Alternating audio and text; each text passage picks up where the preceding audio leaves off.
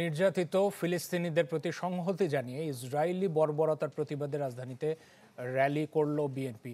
নয়াপল্টনে দলটির কেন্দ্রীয় কার্যালয়ের সামনে থেকে শুরু হয় প্রায় 4 কিলোমিটার পথ ঘুরে, যা কারওয়ান বাজারে গিয়ে শেষ হয়। এর আগে র্যালির আগে বক্তব্যে ইসরায়েলি পণ্য বয়কটের ডাক দেন বিএনপি নেতারা। তারা সমালোচনা করেন মুসলিম বিশ্বের মোড়লদের। বিশ্বমানের থার্মিক্স রড, সালাম স্টিল থার্মিক্স, দেশের একমাত্র থার্মিক্স রড। হাজার মাইল দূরে নির্যাতিত ফিলিস্তিনিদের জন্য কাঁদছে বাংলাদেশও। আল আকসার স্বাধীনতার আকাঙ্ক্ষায় সায় দিয়েছে 56,000 বর্গমাইলের এই জনপদ।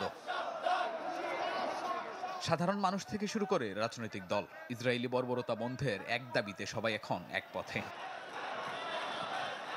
সপ্তাহের শেষ কর্মদিবসে ফিলিস্তিনের পতাকা, মাথায় ফিতা আর নানা রঙের প্রতিবাদী প্লেকার্ড নিয়ে কর্মসূচিতে অংশ নেন বিএনপি নেতাকর্মীরা, যাদের স্লোগানে মুখর ছিল রাজপথ।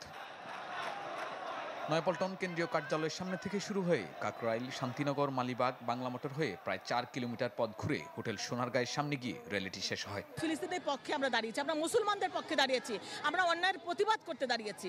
যেখানে অন্যায় সেখানে জাতীয়তাবাদী দল এবং ইতিহাস কখনো তাদেরকে ক্ষমা করবে না এবং তাদের এর জন্য একদিন অবশ্যই জবাবদিহি করতে হবে। আল আকসা হচ্ছে প্রথম কেবলা।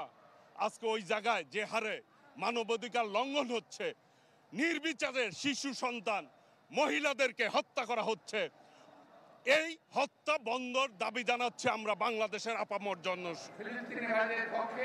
র্যালি পূর্ব বক্তব্যে যুদ্ধবিধ্বস্ত ফিলিস্তিনের পাশে থাকার অঙ্গীকার করেন বিএনপি নেতারা। ডাক দেন ইসরায়েলি পণ্য বয়কটের। কড়া সমালোচনা করেন মুসলিম বিশ্বের মোড়লদের। এই গণহত্যা বন্ধের কোনো আমরা ইশারা ইঙ্গিত দেখছি না। তার জন্য কার্যকর ভূমিকা পালন করার জন্য আমরা সারা বিশ্বের গণতান্ত্রিক সমস্ত দেশের নেতৃবৃন্দকে সোচ্চার হওয়ার আহ্বান জানাই। বিশেষ করে মুসলিম বিশ্বের যারা মোড়ল, তাদেরকে আহ্বান জানাবো, আজকে ইসরায়েলের বিপক্ষে আপনাদের ভূমিকা যেহেতু প্রশ্নবিদ্ধ, মুসলিম বিশ্বের নেতৃত্ব দেওয়ার দাবি আপনারা করতে পারেন না। ওরা ধীরে ধীরে সারা বিশ্বের মুসলমানকে একসময় নিঃশেষ করে দেওয়ার চেষ্টা করবে।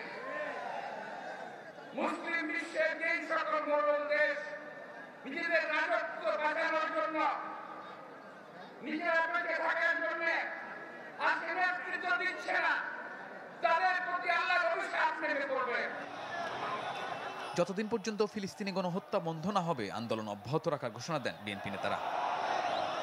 রাজপথে সোচ্চার বিএনপি, তবে রাজনীতির রীতিনীতির বাইরে, বরং ইসরায়েলের নৃশংসতার বর্বরতার প্রতিবাদে। দীর্ঘদিন পর রাজপথে এমন উপস্থিতি ফিলিস্তিনে মানবতার স্লোগানে। দলটির নেতাকর্মীরা বলছেন, জেগে উঠুক বিশ্ব মানচিত্র, যুদ্ধ নয়, শান্তি ফিরুক গাজায়। শাহনেওয়াজ বাবলু, চ্যানেল 24, ঢাকা।